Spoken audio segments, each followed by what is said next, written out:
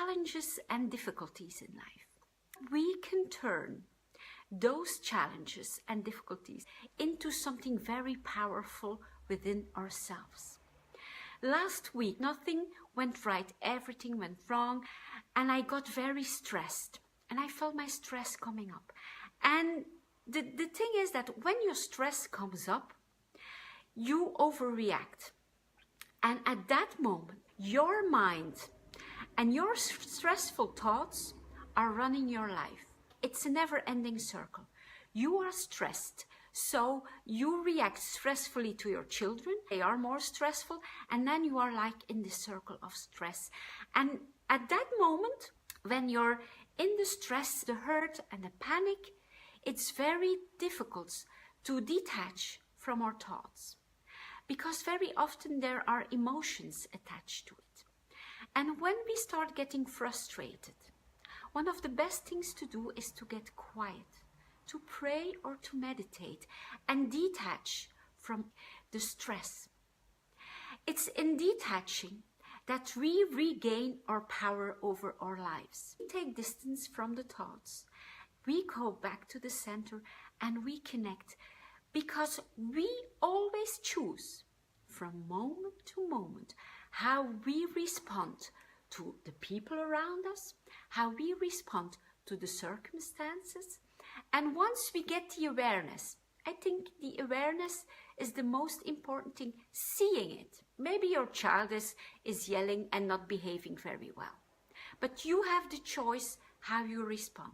Maybe your boss has a difficult day, but you have the choice how you respond. In detaching and seeing, the power is in the detaching and seeing you are not your thoughts. Those thoughts are born in moments of panic. Those are thoughts of panic and frustration.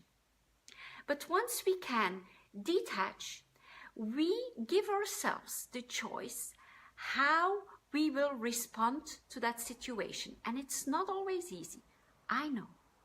But if we have that choice, if your boss is yelling at you because he is overstressed, you have the choice.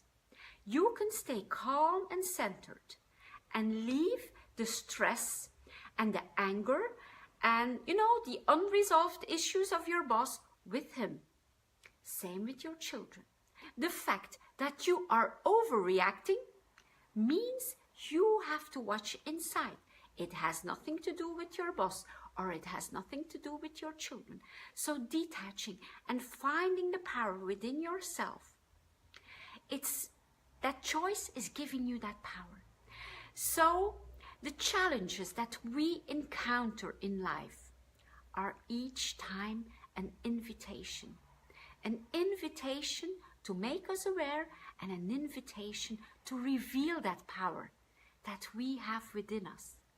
If we would never have challenges and difficult moments, we would not be able to develop our self-confidence, to stand up for ourselves, to find that worthiness.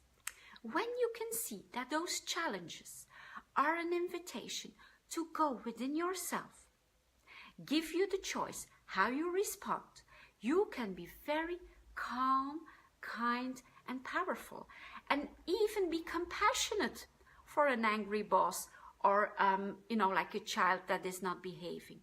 Challenges and difficulties are very often an invitation from the divine to connect with that divine part in ourselves again, to see the sacredness in our lives.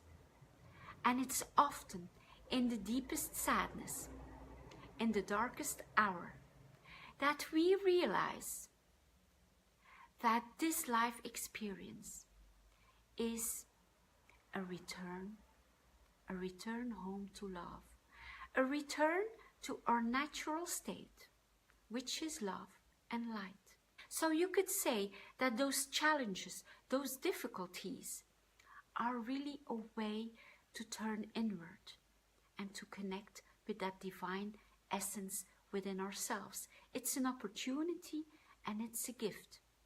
And I believe very strongly that people who encounter severe challenges are given those challenges because they have the power to overcome them.